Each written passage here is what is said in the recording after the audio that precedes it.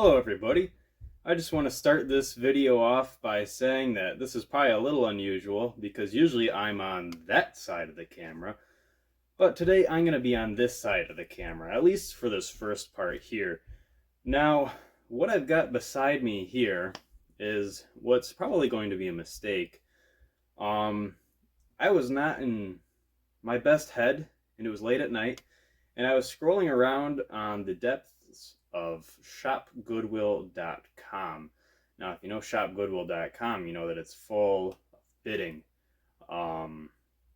And I saw this computer behind me, not the monitor or any of that stuff, for a whopping $9.99 on Shop Goodwill with 1 day left on that auction and 0 bids. And so what did I do? I threw $12 at it, $11.99, and I went to bed. The next morning I woke up and something seemed a little off, and I opened my phone and I was the top bidder still. And that time went from 12 hours left, 8 hours left, 4 to 30 minutes left, and I won the auction. Now, come almost a week later, this package from FedEx, which does not seem very well packed, shows up at my front door. And I have not opened it. I've not peeked at it. I know that this computer would have originally come with Windows XP Home Edition. It would have been an earlier release. This is probably a 2001, very, very late 2001, or an early 02 PC. The case is branded ProTek. I haven't heard of it either. PROTEK. I know that it has an AMD Athlon XP 1900 Plus, which was released in 2001. And I know that it has 1.5 gigabytes of RAM. Knowing that it was probably used until the mid-2000s, maybe even the late 2000s. I also know that it has a GPU installed. I'm not sure what kind. I know that it has a NIC card for networks, obviously. I know that it has a couple of USB expansion cards. Those are always kind of a trip. And I think it has a sound card installed. My end goal for this is to maybe load Windows 98 on it for now, and then once I get a DVD burner, I can maybe even get Windows Me on it or something. Something funny like that. That's kind of my goal for this project. Anyways, let's dig in and let's see if this thing survived and what it has in it. And you guys are going to get the first look right along with me. So without further ado, let's get started. All right, now here we are. So let me get something sharp to open this with, and we will take a little gander on what's inside. I don't even know if this thing will be in one piece. Probably won't. I don't know if it has a hard drive. Probably doesn't. I don't know if it posts. Probably doesn't. But yeah, let's see. Sorry about that cut there. I just didn't want there to be some sort of invoice thing that would dox me. There we go. Windows XP Home Edition. No copyright date. So we can probably guess that's an earlier one. Case has its scuffs. I did know about that. Let me lift this out.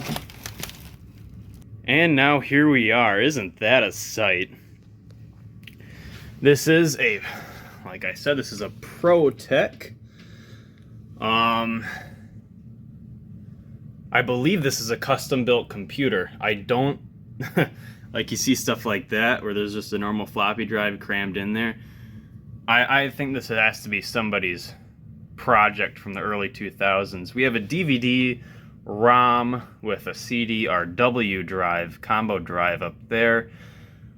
Pretty bland late 90s, early 2000s case. You can see it's been opened a little bit in there. That's always a good sign. Let's move around back. And around back we have our pretty standard ATX stuff. Pretty basic GPU, dial-up modem of course, and then a sound card thing, 2 USB expansion things, and the NIC, the Ethernet thingy. Our power supply doesn't look too bad. It's left in the on position. It's always a good sign. Not. Propped open, of course. Let's open it up. First look inside. Spill for me. Oh boy. Right off the bat, it's not a good sign. Seems as if our cooler took a spill. There's the CPU. It doesn't look damaged. Like I said, this is an Athlon XP 1900 Plus, which, yeah, released in late of 01. I see some bulging capacitors, nothing blown apart. I'm gonna look around in there and see if I can get a date code. No hard drive. That was expected. But I do have hard drives here. Our graphics card has a date of July 3rd, 1996. So it is an old graphics card. I do have one that would probably be a little more fitting for this unit. It's a GeForce 4 or GeForce 2, I forget. And this computer was manufactured in the middle weeks of 2001. We have dates, not rates.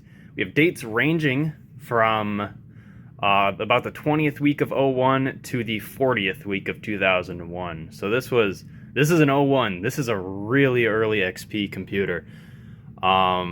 Perfect. That's exactly what I wanted this to be. If this was like an 03 or an 04, I would have been a little disappointed, but not really. I'm going to take a closer look at these capacitors because those are kind of sussing me out. We do have capacitor leakage, so I don't think I'm going to be powering it up quite yet. Maybe later in this video, depending on when I upload this. But we're definitely going to have to replace some things before we run much power through this thing.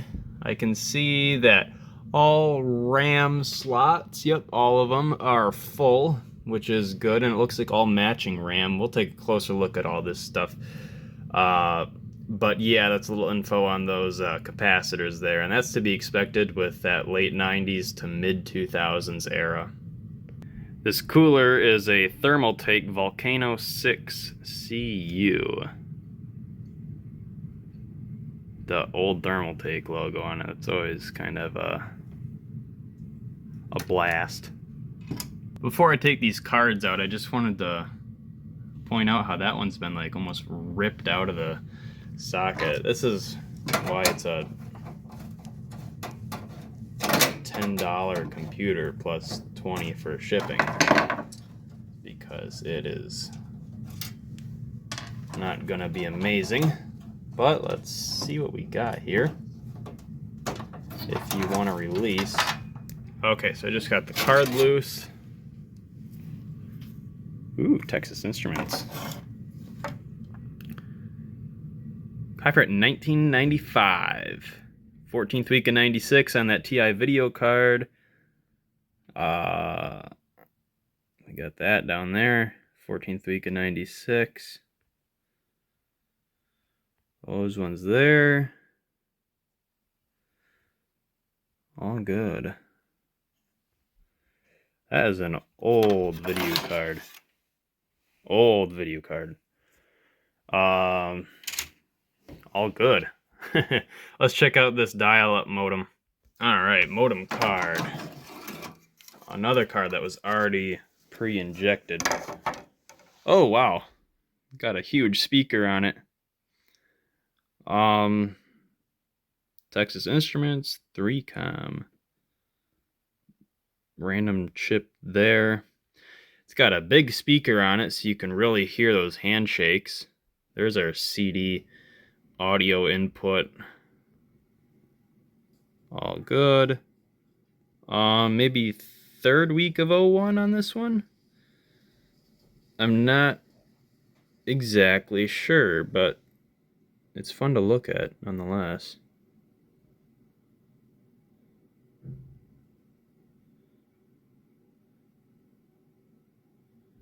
Oh 0105. So yeah, this is an early 01. Copyright 1999. Or yeah, 50th week of 2000 right there. US Robotics. Industry Canada sticker on it for some reason. I know those are kind of common. Those USB things, there's not a whole lot to them. It's just that cable going back to somewhere on the board. Let's take a look at that NIC. All right, let's see what we got here. Certified by Intergraph. 29th week of 99. So this is definitely a custom-built PC. Parallel Tasking 2 Performance. This stuff is so cool. 32nd week in 99 on there, and it looks like it had an option for, yeah, an Ethernet adapter. That's cool. I might want to fill that out. Not that it'll be super usable, but, you know. This case down here says passed on September 4th, 2001. Just 1 week before 9/11. Isn't that crazy? As for RAM, we have 3 sticks of 512 of DDR RAM with 266. I think that's megahertz. 2001, 45th week. Warranty void if removed. SMCOM. Now, a little side note here. If I put 98 on this, which is one of the versions that I have a copy of, then I'm thinking that I only really probably need one of these things, one of these RAM cards, because anything more than that is just kind of excessive. For 98 at least. For XP, 1.5 gigabytes is that's pretty darn good. But yeah. Anyways, let's see if I can finagle this board out, and maybe we can see. I have a couple donor boards that I could probably rob capacitors off of, so there's that. I can also probably run to the store and get thermal paste, so maybe we can get this all working in one day. I guess you guys will have the added experience of movie magic, though. See what we got for a DVD drive. Looks like we scored ourselves a Samsung. Well, there goes our rails. From July of 01. Seems about right. It's an IDE drive, obviously. All good there. Let me put that in how it's supposed to. All right, let's see what we got for floppy. I see a label, but it's not. It's really faint.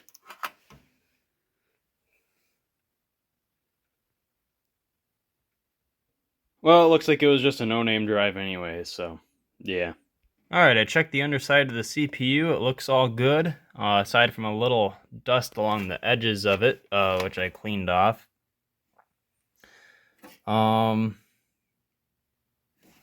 This is kind of busted-ish. So our bad ones are here, here, here, here, here, here, here. Here, and I think that's all of them. These are 1200 at 10. This is 1200 at 6.3. Not sure what these are. But yeah, I'll take a little tally and I'll see what I've got. Well, looking through those capacitors that were on the board, that motherboard that I was talking about, the scrap one, I couldn't find the right values. In fact, there were no capacitors of this, like, electrolytic style on that board anymore. I'd used them in, like, it's probably scattered across a million different radios. I did find 1000 UF at 16 volts, 1000 microfarads at 16, and from reading online, that's going to be fine. Even if I was replacing like an 1800 microfarad, they said that 1000 could get you by for a little while. Plus, this was a $10 computer, but it's more so about my time that I care about. Anyways, I'm going to swap those out, and let's see where that gets us. This still hasn't solved our thermal paste problem, but I do know where some is. So, yeah, another parts thing. Looks like at one point in time, this computer would have had a CD drive on it, like a separate one. Because we have our CD audio thing here that's going up to CD1, which connects to the internal sound card on this unit. So, yeah. That's interesting. This is more so for my own documentation, but we've got PC speaker here, connects to speaker. That is reset button. These are all labeled anyway, so hard disk drive LED, power LED, and then power button probably. Yeah, power switch. Okay. Easy enough. Well, I stand corrected. These are 3 totally different sticks of RAM.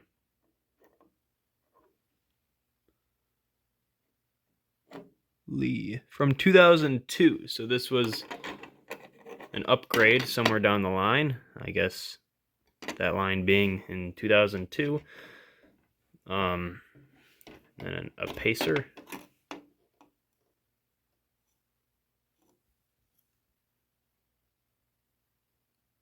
It's from 2003. So they just kept upgrading the RAM more and more and more.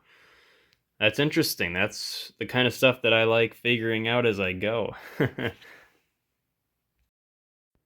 I think even my secondary bench, which is this one right here, being full, is a good sign that I have way too many projects going on, and I need to get rid of stuff. Alright, well, it's that time again. Time to see if this thing will post. I did swap out the monitor for something a little more modern, because I don't want to wait for the CRT to warm up. But here we go. And nothing. Let's see here, what did I do wrong? Well, never guess what I did wrong. I had the power supply off.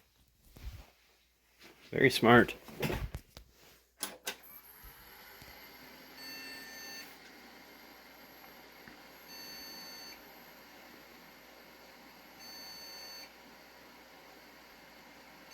That's good. Repetitive beeping. C1. Little LCD screen there. We are not posting. Just to make sure. Yeah. Well, I went ahead and installed those other 2 sticks of RAM.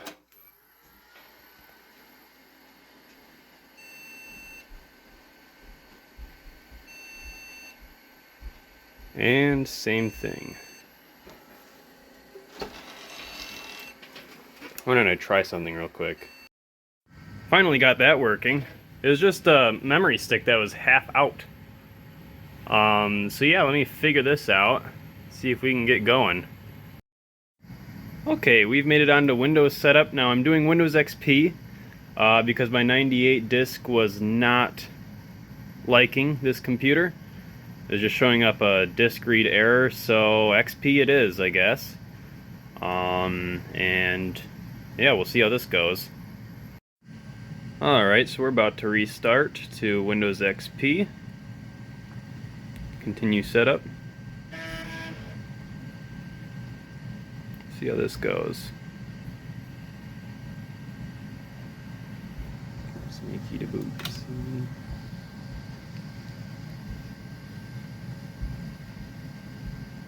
Oh yeah. Now setup still ain't done, folks. Look at this, an exciting new look. Yup, sure looks like it-ish. Yeah, we still got about 40 minutes left on there. So, I'll get back to you and see what it's like. This is Windows XP Home Edition that I installed, which is coincidentally what was put on here back in 2001. A really, really early Windows XP machine. Somebody's custom build from, well, fall of 2001. Isn't that crazy? So going through setup here, I didn't set this. The computer was only like a couple hours off on the time. Right now it's Thursday, February 29th, 2024, and the current time is 8:33. So it's only like 4.5 hours off. Alright, the system rebooted on its own once Windows was done setting up.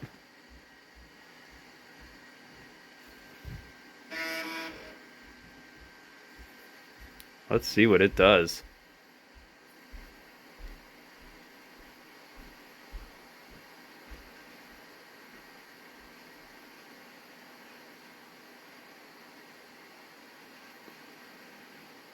Alright, here we go.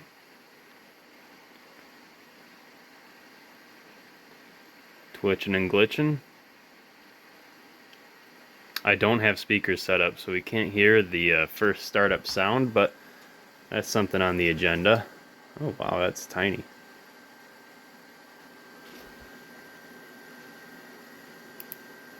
Alright.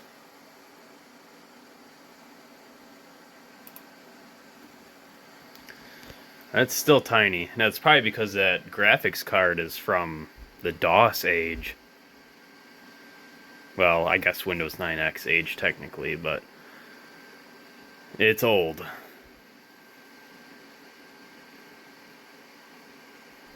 Alright. Wow. That's so fancy.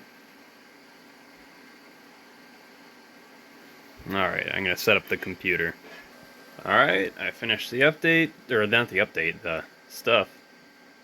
Come on, focus for me. Welcome. I entered my name as user, so let's see if that shows up.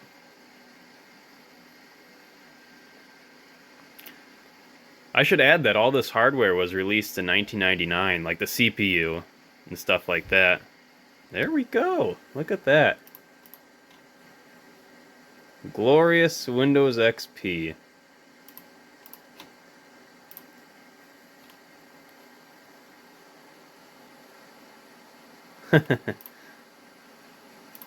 Awesome. Alright, here we are. It's a couple days later. Of course, I got the same getup going on, just for continuity's sake. This kind of setup here went a lot smoother than the last one that I did, which was with the Pentium 3 slot 1 motherboard. I tried to give this thing Windows 98, as you guys know, but it only took XP. That's fine by me. That's what this would have originally had on it.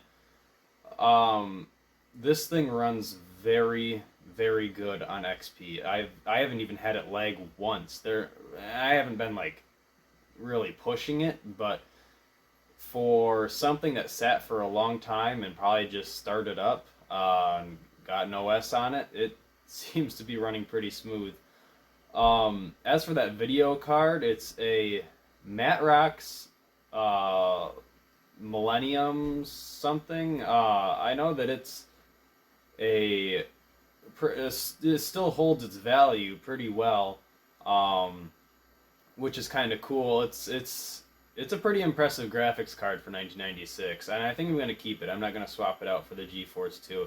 maybe I'll swap it out like for a day or two, just to play around with the GeForce.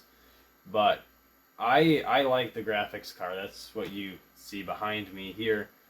Um, so I think I'm gonna keep it like that. And plus, it's kind of nice to keep it for originality's sake.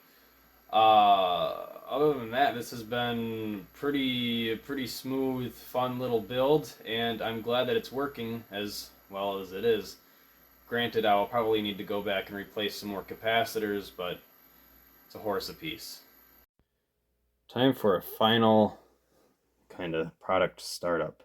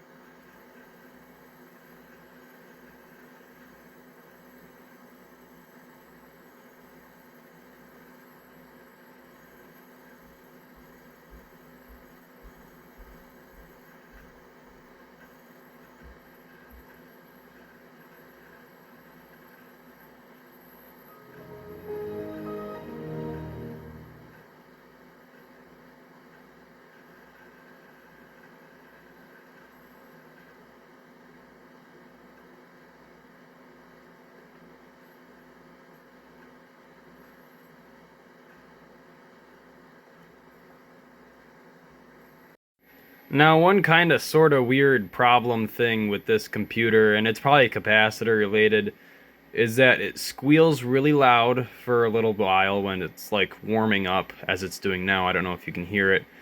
And the screen is kind of scrolling like that, and see how it's starting to go back up now. That's not just the camera, that's the actual display doing that. You can see a lot of little like weird green artifacting dots up there. And that'll happen for maybe a minute or two. Focus. And then it will all of a sudden just stop. And then it's perfectly fine for as long as the computer is on. So I'm guessing that if I replace some capacitors somewhere, then that problem will, be solved.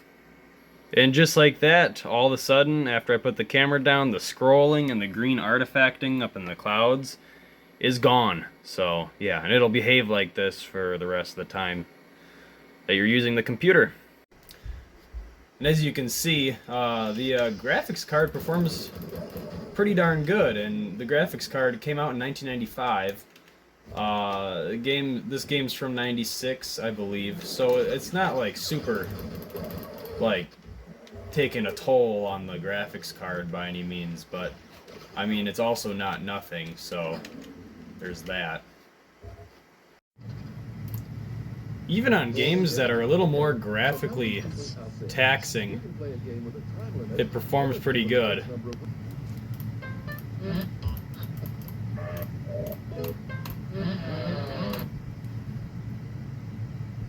From the Sony Picture Studios, it's America's Game. It's on a 30-year-old GPU.